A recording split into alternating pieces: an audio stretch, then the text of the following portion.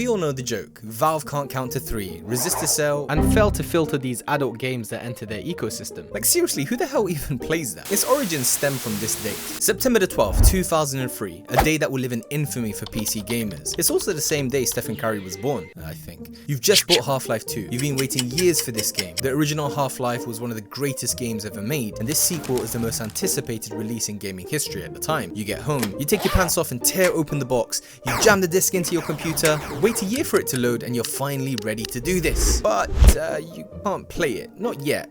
The good old days of sticking a disc in is probably foreign to our generation of gamers today. First, you have to install this new piece of software called Steam. You've never heard of it, you don't want it, and it looks like a military spreadsheet designed by a colorblind architect. But you got no choice. The game literally will not work without it. How convenient. Steam proceeds to download a massive update, and unlike today's 1TB downloads that some fortunate nerds have, the download caused your dial-up connection to scream in agony. It takes hours, and of course the servers are overloaded. The whole thing crashes multiple times, and once it's finally done, you have to create an account, log in, and validate your game with Valve servers. Now this wasn't a feature, this was a hostage situation. DRM, Digital Rights Management, disguised as a service. And gamers were furious at the time, forums were pissed with rage, and it was universally declared the worst thing to ever happen to PC gaming. How could this be the future of gaming? Well, fast forward today and Steam has over 150 million active users, and have created a cult following. Here's a totally not biased hierarchy of gamers. PC gamers are right at the top and the others are down there somewhere behind a bin, somewhere down there. It's the single most dominant platform in PC gaming. It has a near monopoly and most people genuinely love it. So what happened and how did the most hated software in history become the thing we all willingly use every single day?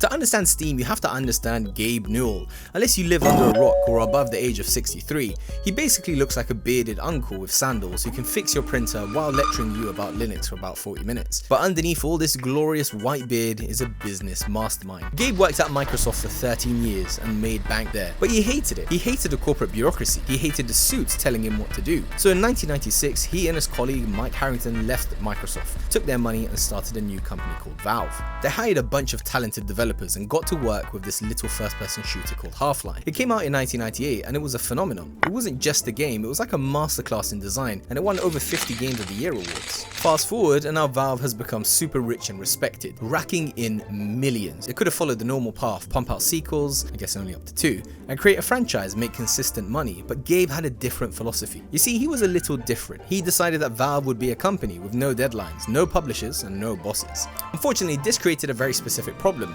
Valve stopped releasing games, and they became infamous for it. But here's the thing, Valve didn't need to release games because by the mid-2000s, they had stumbled into something far more lucrative.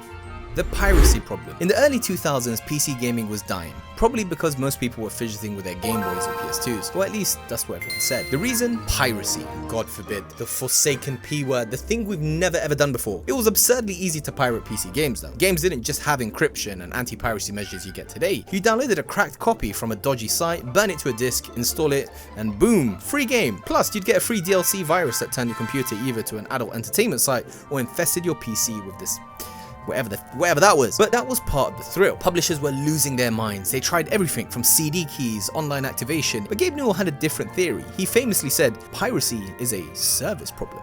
His argument was simple. People pirate games not because they're evil, but because it's easier and more convenient than buying them. And if you made buying and playing games easier than pirating, people would play. And this is where Steam comes in. Valve built a system where you could buy a game, download it instantly, and patch it automatically. No discs, no scratched CDs, and no losing the manual with the CD key on the back. Slowly, and very slowly I mean, they started adding features, a friends list, achievements, cloud saves, and a built-in overlay so that you can chat while playing. And most importantly, they introduced the most psychological weapon in human history, the sale.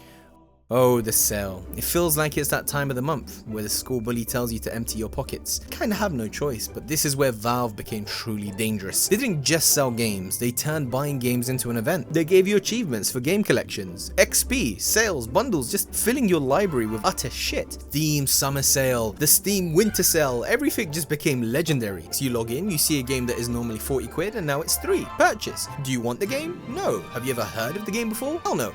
Will you ever play the game? Absolutely not, but it's 90% off and it's a bargain, and you would be losing money not to buy it. It's basic economics. You're not thinking about the game, you're thinking about the saving.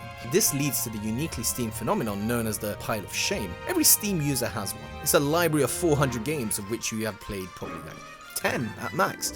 I'm part of the problem. I fell for it, and so did you. You have Skyrim, Witcher, Red Dead Redemption. Some of them you haven't even played yet, just sitting there uninstalled, and yet every single night you open Steam, look at your library of masterpieces and go, I'm just gonna launch Counter-Strike for the 4,000th hour now. In 2007, Valve released the Orange Box, and it was one of the greatest value propositions in gaming history. But hidden inside was Team Fortress 2, a game that would accidentally invent modern gaming capitalism. Like, holy smoke, I put too many hours into this game, zero regrets. This game was iconic. And in 2009, Valve made TF2 free to play. They needed a way to make money. Did you really think Gabe was gonna let you play without filling his never-ending pocket? So after some arduous thinking, he stroked his glorious white beard and went, hats. Yes, you heard that correct. Hats. The thing on your head. Not power-ups, not better weapons, just cosmetic hats. A top hat for your heavy, a Viking helmet for your demo man. And what was funny is that 95% of the time, you didn't even get to see the hat as it was a first-person game. This ended up creating an entire in-game economy. Unusual hats going for hundreds. And what's an unusual, you may ask? Well, it's just a cosmetic with effects and pixels. But they sold for hundreds, and then came CSGO skins, and the economy was booming. They were trading digital paint jobs for guns. Valve takes a cut of every single transaction on the Steam market, and thousands of that happens every single day. They essentially have printed their own currency. They proved a concept that would go on to fuel Fortnite and every other game on earth. You don't really need to sell the game, you just need to sell cosmetics and microtransactions and all the other things. The good, the bad, and the hentai. For years, getting your game on Steam was hard. It wasn't like before. Valve handpicked every single game, but then they got really lazy and they introduced Steam Greenlight, and my oh my, how that came with issues. This is where the community voted on games. It was a disaster. It was flooded with meme games and scams. So Valve said, fine, just pay us $100 and you can put whatever you want on the store. This was called Steam Direct. The floodgates now had opened. Now if you browse the new releases tab on Steam, you will see horrors beyond human comprehension. Asset Flip Simulator, Toilet Tycoon, Banana, which literally is just a picture of a banana that you click, and I wish I was joking here, but a game where you literally do it with Hitler. I'm not even joking, it's overwhelmingly positive. Steam went from a curated boutique to a flea market where you can find a hidden gem like Stardew Valley right next to a game that is just a crypto miner in disguise. But amidst the trash, the indie revolution happened. Hades, Hollow Knight, Vampire Survivors, these games exist because Steam gave them a platform. It is quite chaotic and unregulated, and it is a mess, but there's a refund button, and that's all that really matters. Because every so often Gabe wakes up and thinks, what if I made a thing? And then the whole company says, oh, please don't, but it's too late. The Steam controller, which looks like an owl staring directly into your soul. Nobody understood it, nobody learned it, and it was officially extinct. Oh, the Steam machine. A PC pretending to be a console, pretending to have a personality, the big, square, small, block, black thing, absolutely nobody asked for, but hey, I guess if you want, it's there for you. Oh, the Steam Deck. This is literally fire. I rate it personally, a gigantic, slightly melting slab of plastic that lets you play Elden Ring while sitting on the toilet, hiding in the meeting, or pretending to take a walk. And if you're like me, the Steam Deck absolutely cooked my inner thighs. And it is a great invention to compete against other handheld consoles. Apart from the overheating and the fact that some games can't run on it because of anti-cheat, it's still a banger for sure. However, it has proved one thing, that PC will follow you to your bed if you let it.